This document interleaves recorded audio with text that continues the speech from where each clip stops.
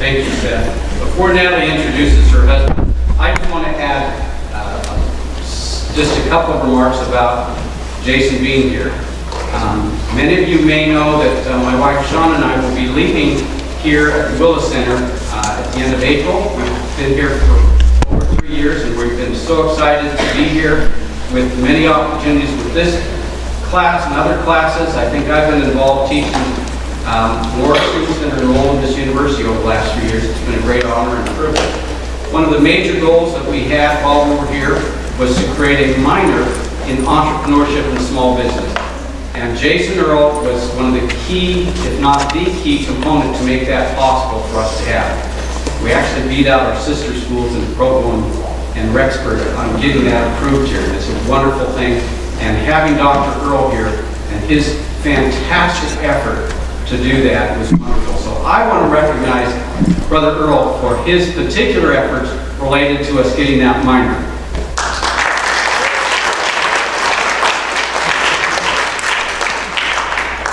Without me saying anything further, we'll get the real scoop from his wife, Natalie, who will be introducing her husband.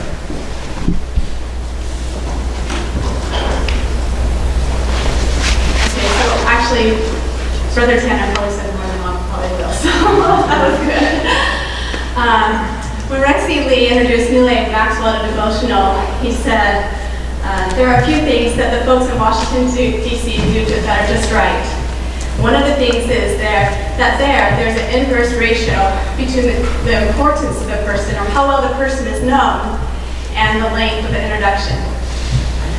If this inverse ratio is still applied today, then brothers and sisters, please sit back, relax, because I have a lot of talking to do. Seriously, it started a long time ago on a stormy night in 1973. Dad was a welder, Mom's a farmer's daughter. Okay, but really, I know usually when a person's introduced that a list of degrees, awards, books published are mentioned. And as if these things define a person, and in a way they do, because those things show completion to hours of work dedicated, along with many other attributes attached to accomplishing those particular tasks. But maybe what is not mentioned with those particular introductions are the attributes and characteristics the speaker has developed or learned over the years, or the people who have helped form him. Just as Emerson was once asked what books he had read that had most influenced his life. He replied, he could no longer remember the books that he had read than the meals he had eaten, but they had made him. This might be said of all of us. And in the end, if anything's good in us, let us praise and thank God for those things. Even you as students have influenced my husband, and hopefully he has influenced you or helped you in some way. And if not, maybe today or maybe another day in your own personal life. Brothers and sisters, Jason has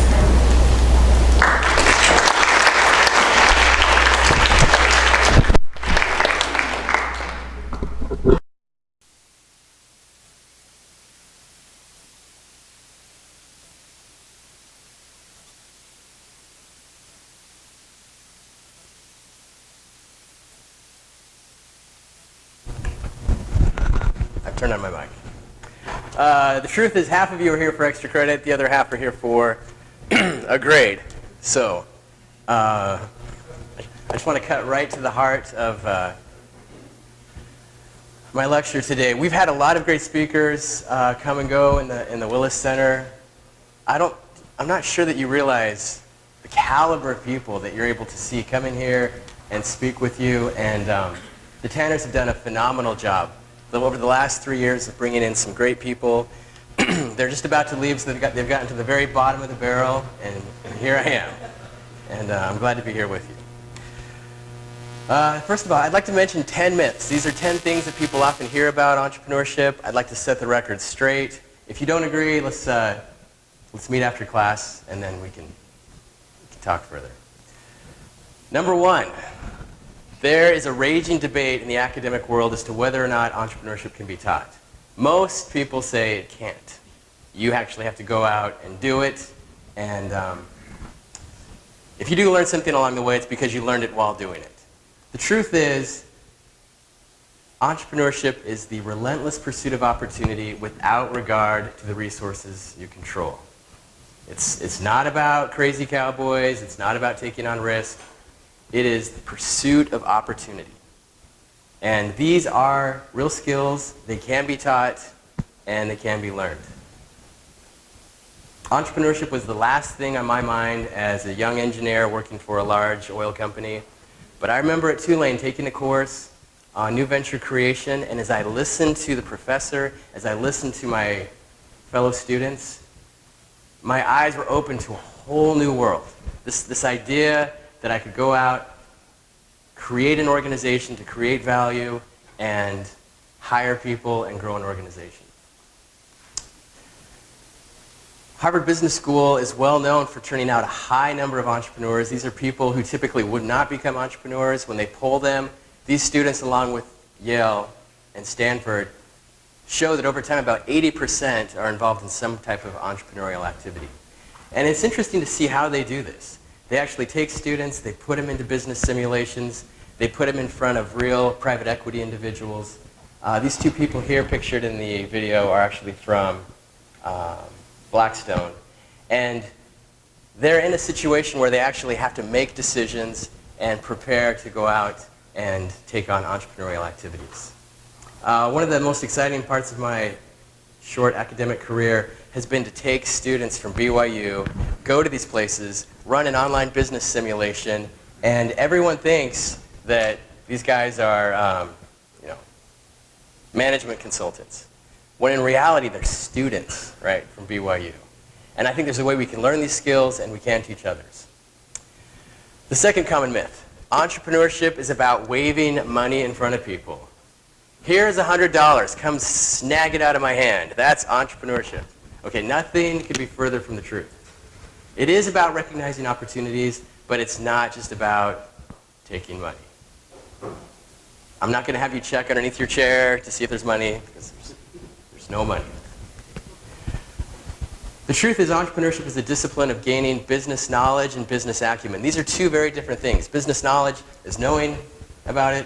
Business acumen is actually being able to do it. And we can teach these skills. There are ways you can go out, you can practice it, you can become better at it. The problem we run into is we have people who go out, they're successful, they learn all the wrong lessons, and they come back and tell others, and in many ways it's a travesty. In my mind, there's nothing more dangerous than an entrepreneur after their first success. So I'll just let you think about that. There are ways that we can increase both business knowledge and business acumen. There's a lot of good research on this. We can actually go out and pull people. We can do random sampling from companies. We can put them in situations. And we can actually measure both business knowledge and business acumen.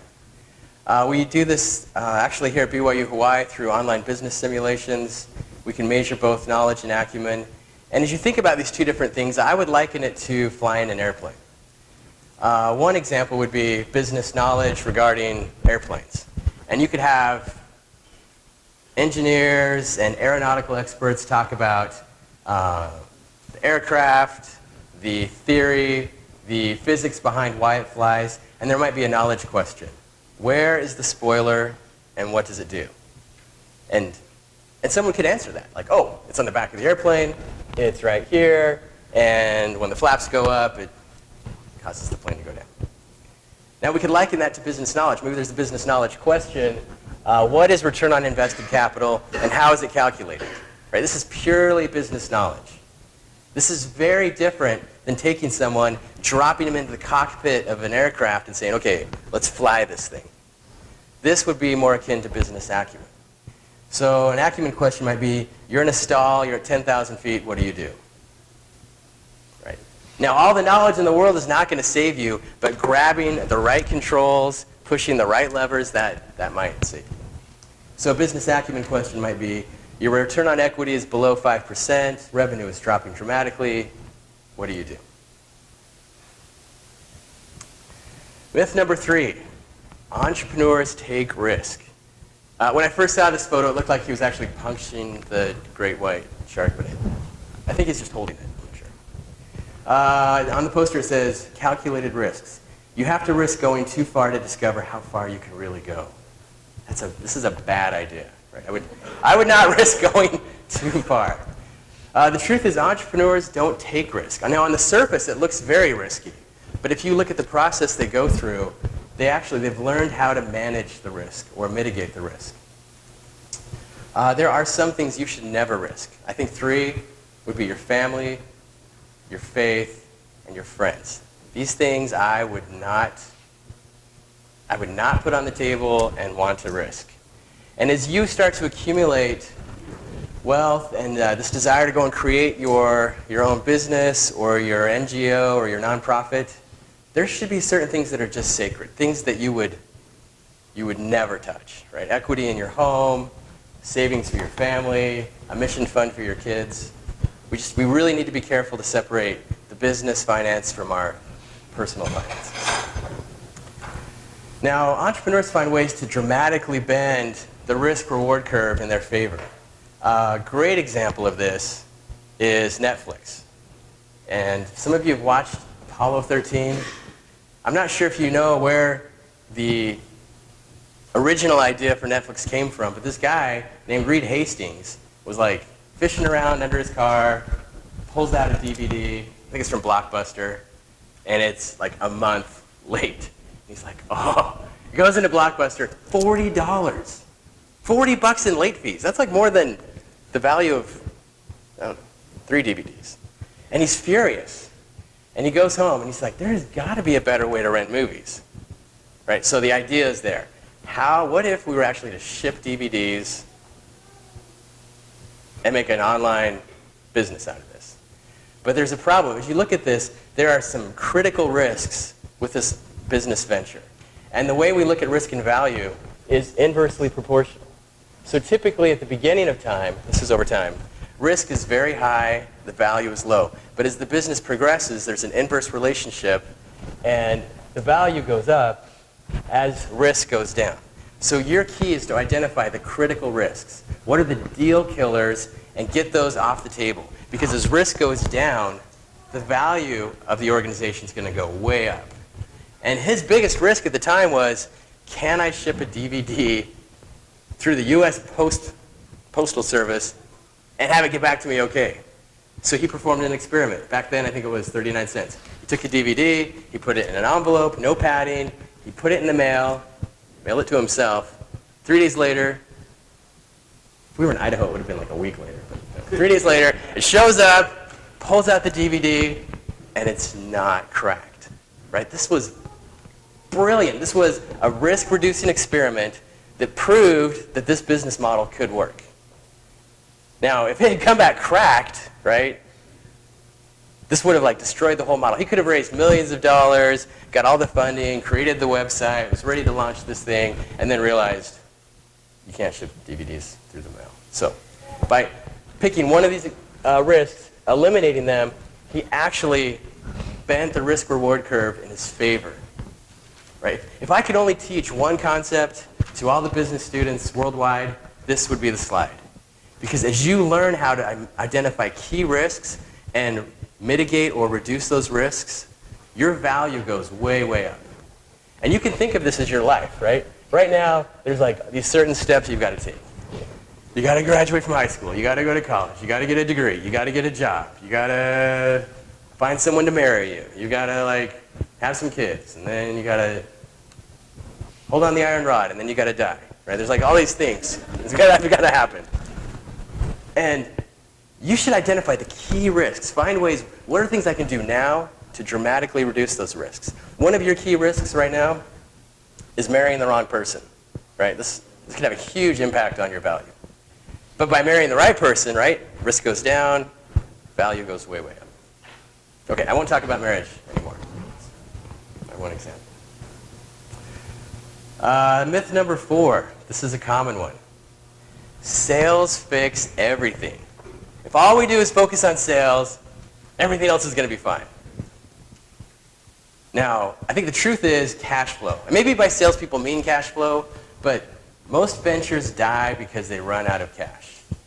And selling is very different than cash flow. You could be making sale after sale after sale, but if your working capital is off, if people aren't paying what they're supposed to be paying, if their accounts payable is like out 90 days and you're not getting your cash, you will go out of business. And so cash flow is critical. This is why we teach the new 180 course, the cycle of cash. And it's different than accounting. Accounting is not going to tell you necessarily how you're doing on a cash flow basis. So understanding the cycle of cash is critical. We have this course that Brother Lundine's been teaching. I keep hearing great things from the students. I don't know why it took me so long. I was about 4 accounting classes into this before it finally clicked and made sense. And hopefully it'll happen sooner for you. An example of a cumulative cash flow curve would be this, where we see over time the cash flow goes down. We hit a point. It's a magical point where we hit cash flow positive. Then we hit break even. And then we see future cash flow. And depending on the business model, you may have different cash flow curves. And you'll really want to think about how much capital do I really need up front? How long is it going to take to hit break even? And then when will we see these returns? And knowing this will really increase your chances of success. Next up, partnering, right? There are lots of things said about partnering.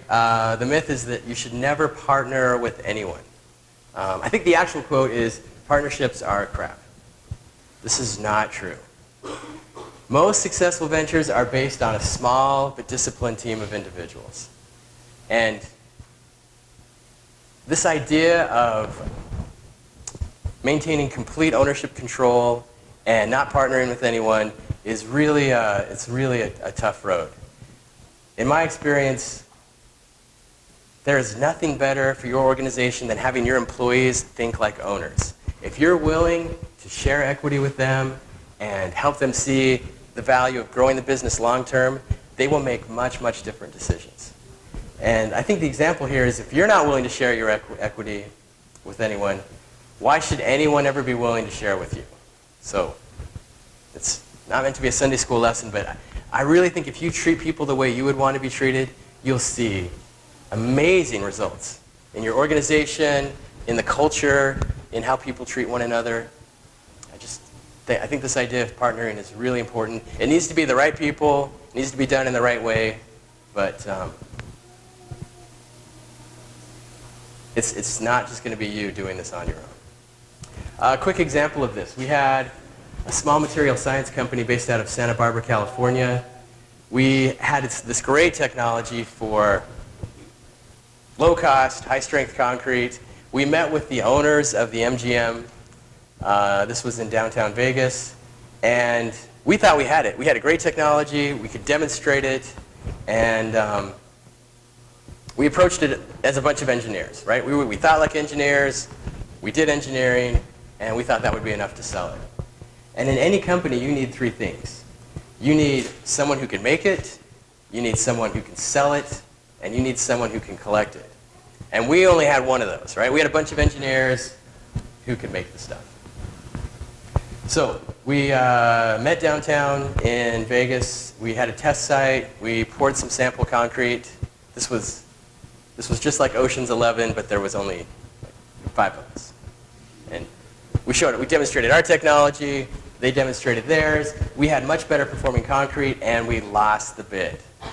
Right? These guys took our mix designs. They said no thank you. And because we hadn't protected the technology, we gave it away for free. Partly because we were engineers, partly because we didn't know what we were doing, but mostly because we didn't have the right partner. The technology worked. The real impact was based on lower material costs, a reduced carbon footprint, and testing and compliance. When we told this story to a venture capital firm in Beverly Hills, they loved it. They loved to hear the story. They loved to hear of the failure. And they said, we want to partner with you guys. This was Pacific Capital Group. And based on their connections, which was basically a bunch of wealthy Jews, right? They picked up the phone, called a bunch of people, And the next week, we are in discussions with the New York Port Authority on pouring our concrete for the Freedom Tower in New York City. Probably the most important building in America at the time. It might still be. So their approach was very, very different. They didn't see this as an engineering cost reduction tool. They saw this as a way to revolutionize the industry by reducing the carbon footprint, which is something that we hadn't really thought through. And I've got a short video that they put together.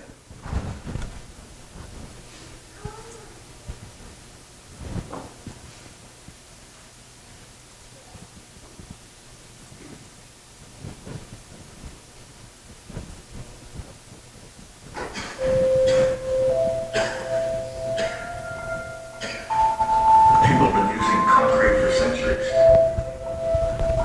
We will be using only more concrete Since the dawn of humankind, we have been builders, building communities, building economic and cultural centers. And century after century, technology has allowed us to build our places bigger, stronger, and taller.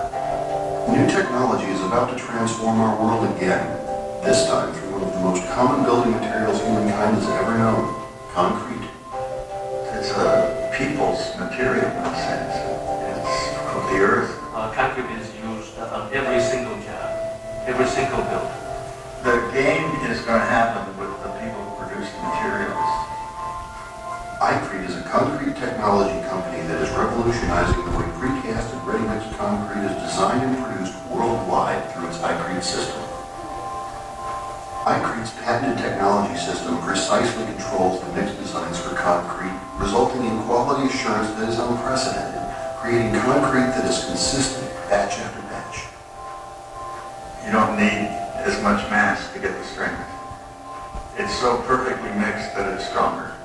They fine-tune the quality control process into such a precise science. They can actually control the amount of void that's left behind between the gravel and the sand. And in the process, they create a much better product. They pull the panels off. Normally, you'd be able to see stress marks on the old stuff we used to use. And on this tool so far, it hasn't shown like that. It actually looks like glass. We're making the structure thinner, we're making the floors thinner. For those who wants to use iCrete as much as it can, it's a unique product for this project and any other project where it's a very high profile, very high strength requirements. Because of iCrete's ability to reduce the amount of cement used, we see less consumption of natural material, we see less emission of carbon dioxide. The cement industry is responsible for 5 to 7% of global carbon dioxide emissions.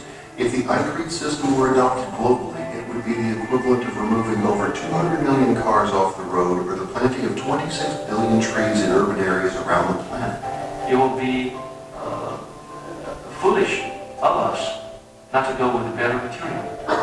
Stronger, less carbon emission. Come on. A higher quality product, reduced greenhouse gas emissions, increased consistency, state-of-the-art quality assurance system. iCrete, a more intelligent way to build.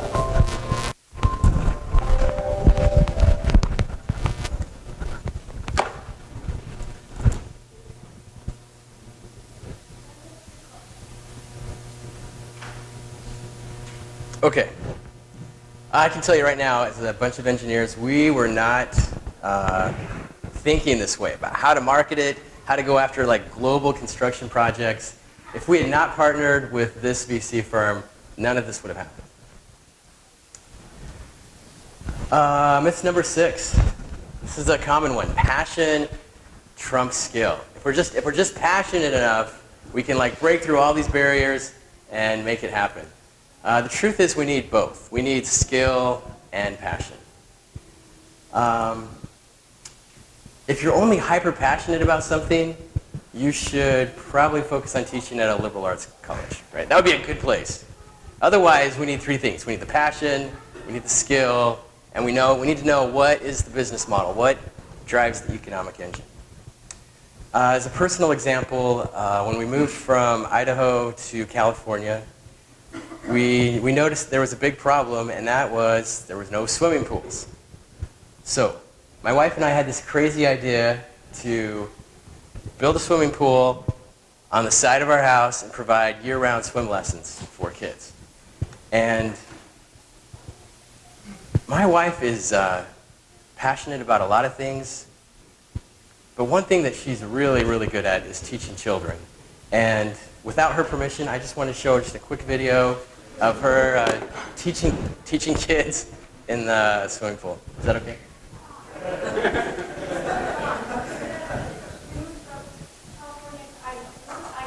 Oh yeah, yeah.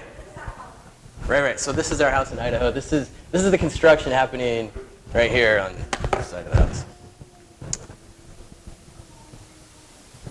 I think I've got it right here. Oh yeah. Look about what I know.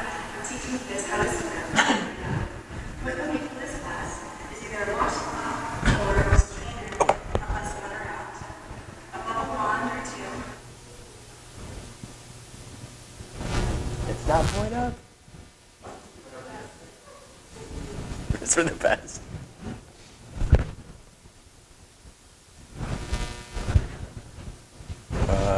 Let's try this one.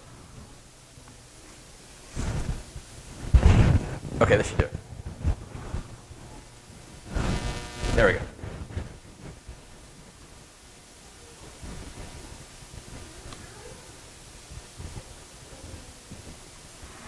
Hi, I'm here to teach you a little bit about what I know. I'm teaching kids how to swim. What the make of this class is either a washcloth or a strainer to help us water out. A bubble wand or two, an animal that floats, some balls that float, or a large ball that can only be something. First, you want to enter the water together. Either you can hold hands, or you can hold your child along. If you can hold it, because you want to let your child know right away when it's appropriate and when it's not to come into the water and not just to jump in by yourself. I sing songs when I'm teaching the villagers how to swim. So eventually they'll associate the song with that to be their activity. The first song that we'll sing is Here We Are Together. And this activity, you want to have the water go to the side of their face so that it's just in the corner of their eye and not farther than that. So they'll just put their chin in the water.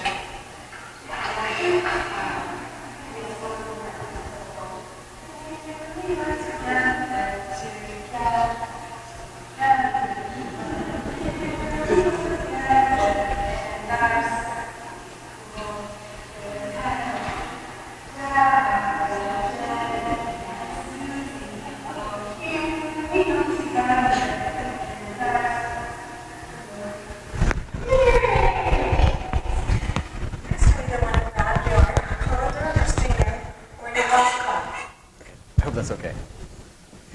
Now, it was interesting watching how this played out with all these families coming. They're bringing their kids. They're showing up at our place. And pretty soon there's like way too many people because they have no other options in the community. And at the end of the day, my wife would be so exhausted, but she talked about the joy of watching these kids who during the first few visits are scared to death of the water, but by the end, right, they can swim all the way across the pool at the end of the lessons. They can come back. The parents are thrilled. And now these moms are getting on their mommy blogs. They're telling their friends. And now we got even more people. And she refuses to turn people away. She just keeps adding more and more hours, more swim instructors. And my response was, Natalie, there's a way to fix the problem. Raise your prices, please, right? And she refused because this was not about so much building a business as it was working with these kids and watching them learn to overcome a fear. And I learned a great lesson from watching my wife go through this. And it helped show me that you really need both. You need the skill, and you also need a passion. Okay, myth number 7. We're almost there. This is the story of the entrepreneur who overcomes all odds and at a relatively young age is independently wealthy. Within the church, there is a sub-myth here, and that is that if you really want to serve in the church, this is how you have to do it. Right? This is not true. Most successful entrepreneurs have a team behind them, and this happens over a long period of time. If you want to read a great research book about this, it's called The Millionaire Next Door. And these people are not on the front pages of magazines. They're not well known, but they've accumulated a tremendous amount of wealth over a long period of time. And unless you saw their bank account, you would never know it. In fact, you would be shocked. We see this hype today in Fast Company and Entrepreneur magazines where we talk about the young, the successful, the huge amount of wealth that happens overnight. And in my mind, this is business pornography. And you'll see it all over magazines. I have an example. I think just this last month on Fast Company, if we read the fine print, it talks about, I'll have to zoom in. The creative leaps, oh yeah, the sex plus the tech, the overnight success, basically the lone wolf who sees an opportunity, overcomes all odds, and now makes millions of dollars. I have a term for this. I call these our PBMs. These are the pretty boy millionaires. Now, this is what the world says. What the world actually gets are people like this, right? I'm not sure if you know who this guy is. His career was over a 75-year period. Basically revolutionized the film industry. Anyone know? Oh, I think I heard it. Who is it? It is. This is Charlie Chaplin, approximately 1920. So, myth number 8. This is the idea that you should focus everything on building the business. Everything should be your focus. The blood, the sweat, the tears. You're up all night. In the morning you think about the business. At night you think about the business. It is your laser-like focus. Right? This is a bad way to go. You should be thinking about more than just the business. You should be focusing on your family and focusing on building the kingdom. This idea of delaying marriage, delaying service in the church because you're gonna hit it big, and then you could always come back later and serve as a mission president. This is a bad idea, and I can back this up. I remember when Natalie and I first got married. We were attending school like many of you, and we decided to wait. Right? We were gonna wait to have kids, and we did. We waited like 3 weeks, and then our first one came along. And we have the baby at school with us, and she's going to engineering classes, and I've got the baby, and then I go to classes, and she'd watch the baby. The truth is that she watched the baby most of the time. But it was tough, man. It was really hard. I would never go back to those days. And looking back, I'm just so glad that we didn't decide to delay certain things, thinking we could catch up later on. And we have some leaders in the church that have spoken about this. It's usually in a moment of honesty, and there's usually not a lot of people around, but I do have one from Elder Bednar when he was the president of Ricks College.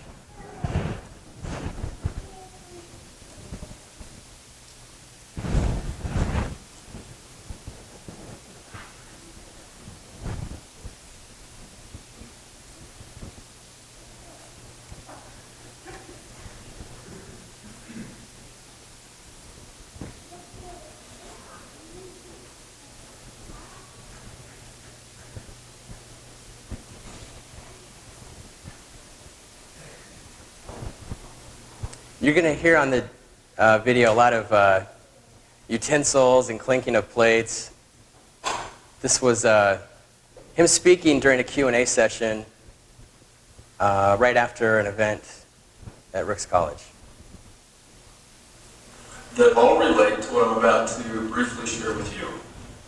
From faculty and other folks who expressed a concern about the perspective and the perception of some students at Ricks College relative to making money quickly, and getting rich so that they can supposedly be prepared to serve in the church.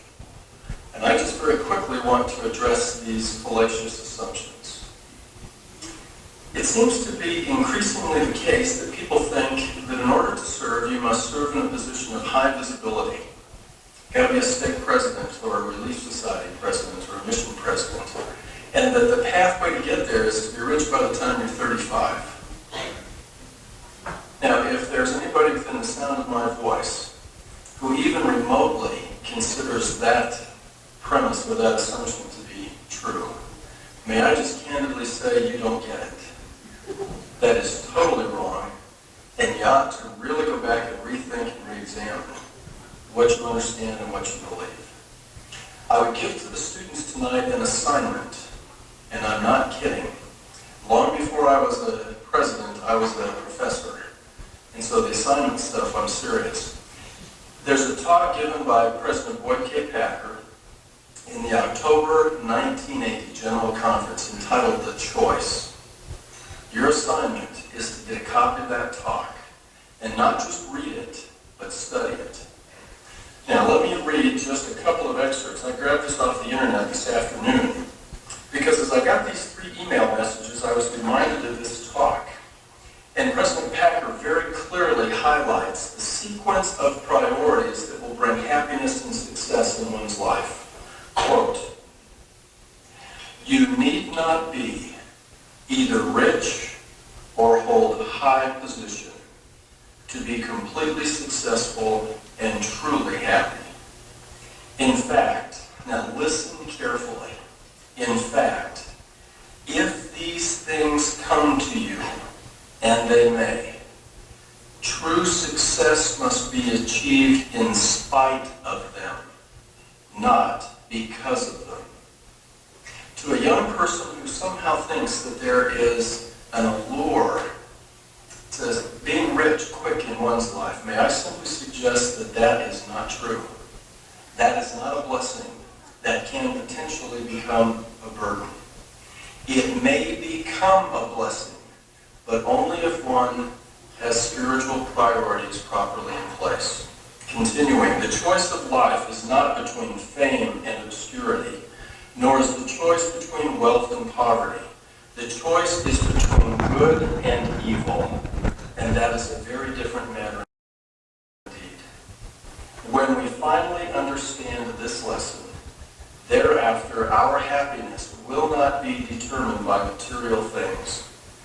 We may be happy without them or successful in spite of them. Close quote. Now, to my young brothers and sisters, no greater service is accomplished than by small, simple, and unseen things. That's the very essence of what Brother Bennett was talking about today in the power of the one. For ye are laying the foundation of a great work, and out of small things proceedeth that which is great. To any young man who aspires to be a stake president or a mission president, I hope you get it. Because you don't have a clue what you're aspiring to. Nobody in his right mind or her right mind who has any understanding of the church would aspire to such a position. You think I'm kidding? I hope you get it. The other thing I would tell you is, and Elder Fowler certainly would, I think, second this, I spend a fair number of my weekends participating in the process of reorganizing state presidencies. I know something about how mission presidents are called. No one ever looks at a financial statement. It has nothing to do with it. So please understand that your real happiness and success will come from very simple things. It will be a quiet moment with a spouse. It will be a child on your lap reading a story. It will be a quiet act of service in a small branch or a ward that no one will ever know about. And if it is the case that you ever serve in a highly visible position, this is a prophecy. You will yearn for the day when you could again teach early morning seminary, or be with the deacons or the mind maids in a small group of 6 or 7, teaching them a scripture story and bearing your testimony. That is where the real work of the kingdom is accomplished. And it requires neither visibility nor wealth to be able to provide that great influence. I testify testify to each of you here tonight that the gospel has been restored to the earth in its fullness in these latter days. God lives. His Son indeed is Jesus the Christ. And a living Savior directs the affairs of this living church in this latter day, of which I testify in the name of Jesus Christ. Amen.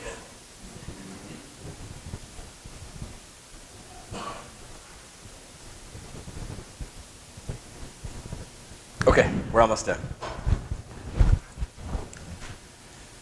Myth number 9. Someone is going to push a napkin across the table with $100 million written on it. If this is the ultimate dream of your life, you have really sad dreams.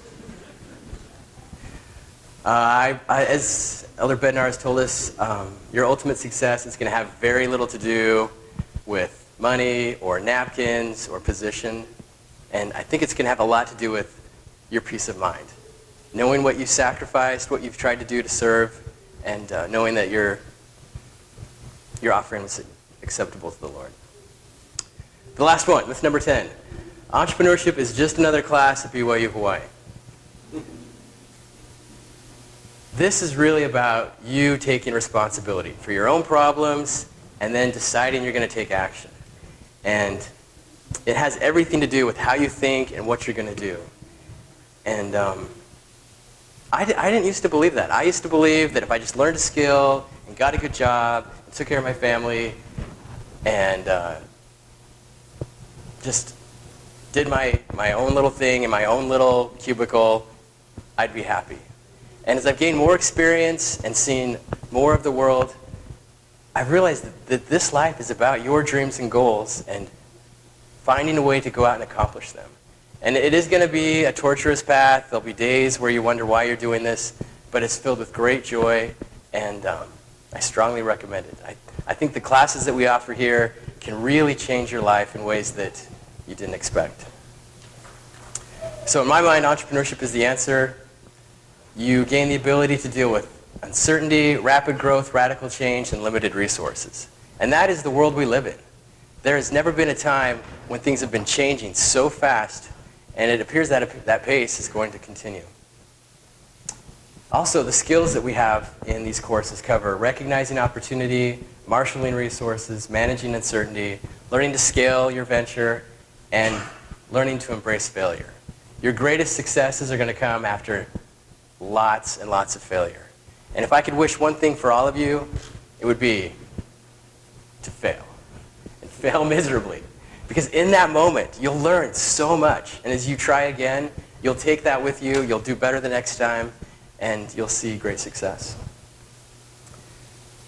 The last thing I want to share with you is that you have some great mentors. I look at the team we have, the people here in the Willis Center. These are all people who've gone, they've done it. Not only do they have business knowledge, they have business acumen, and you can trust them.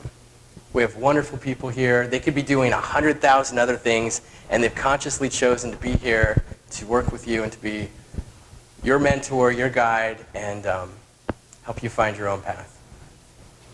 With this new minor we have in place, we've got the 13-credit certificate, and for just 5 more credits, I feel like I'm selling now. Sales fixes everything. 5 more credits, right? You can get this minor, which actually is legit. It shows up on your diploma, full-blown minor in entrepreneurship. And this is finally in vogue, right? Companies like to see this. Just because you tell them you've taken entrepreneurship classes and you've tried entrepreneurial things, they're not going to see you as this rogue, temporary employee. More and more companies like to hire this type because they know you've tried, you've experienced it, and you realize that you need to be part of something bigger that actually works.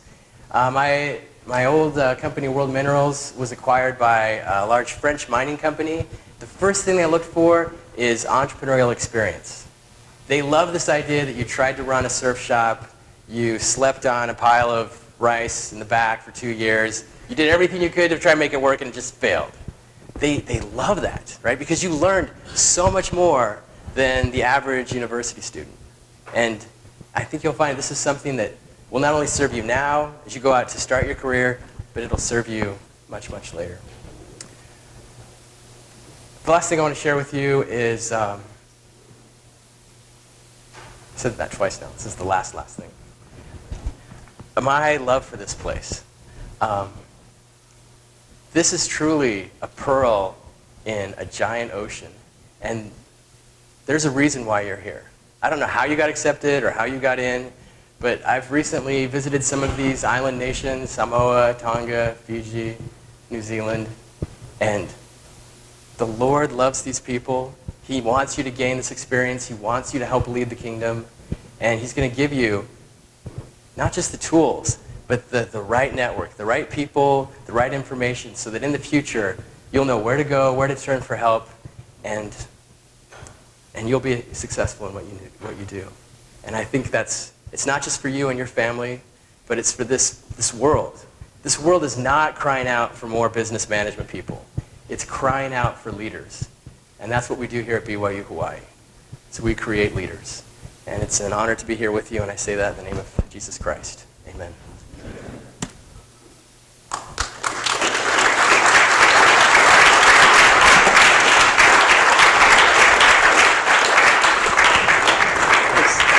I think we have 5 minutes, maybe less. Maybe we'll make it 4 minutes. Happy to answer any questions.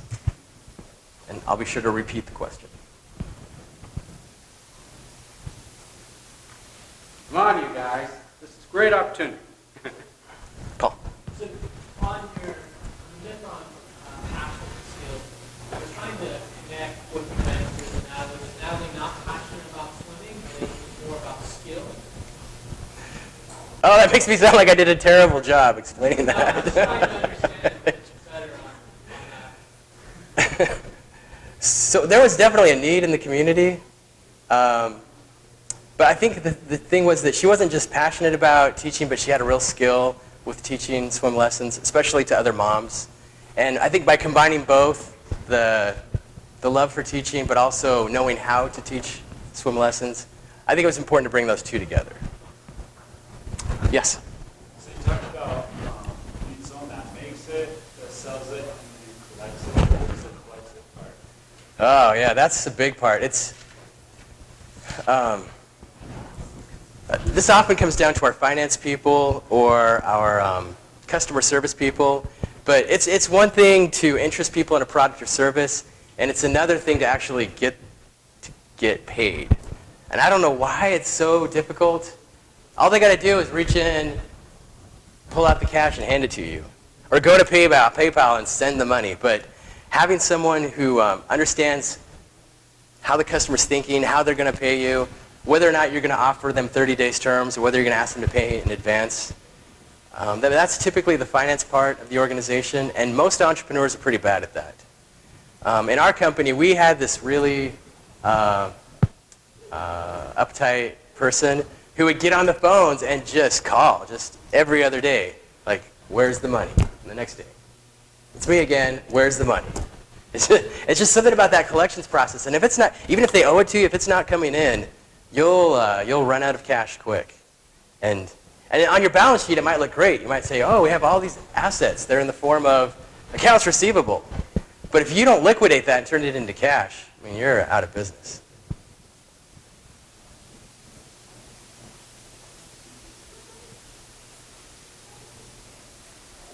So did you guys lose on the Las Vegas deal? You said that they pulled through a proprietary the way you did it. Did you guys, since you made it public,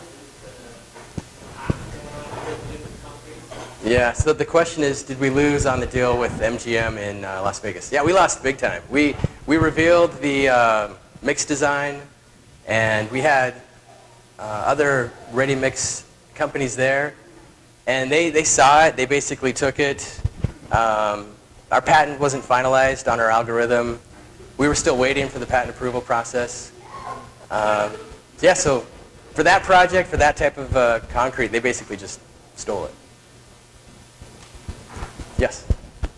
How do you measure success? You told us how we can't measure it. How do you measure it? You know, I love the way they measured in Tonga. It's how much you can give. Problem is everyone gives everything they have, and so no one's got anything left. So I think If I really wanted to measure it, I think I'd talk to your spouse. I think I'd sit down with your wife and say, tell me about your husband, tell me about his priorities, tell me what's most important to him. I think this idea, I'm not sure if I can say this in this setting, but the idea of eternal families is kind of skewed because we don't really hang out with families in the eternities, if you think about it. Because our kids are with their spouses, and their kids are with their spouses. I think we're really couples. And my greatest measure of success, I think, would be if my wife could think more of me at the end of my life than she did at the beginning. I think that'd probably be the best measure. By the way, she thought a lot of me at the beginning. So not sure about now. One last question.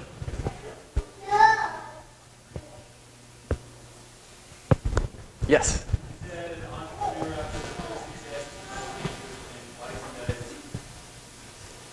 So the question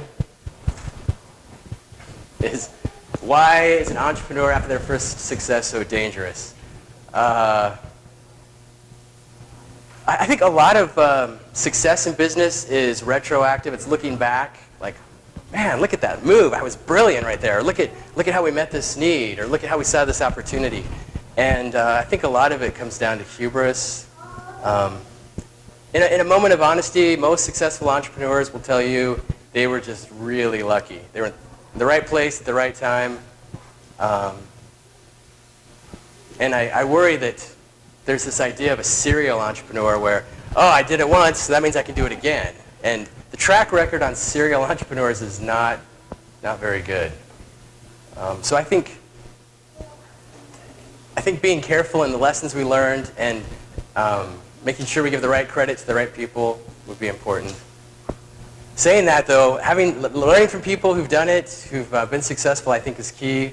I think just having that element of humility as to why it was so successful would be really important.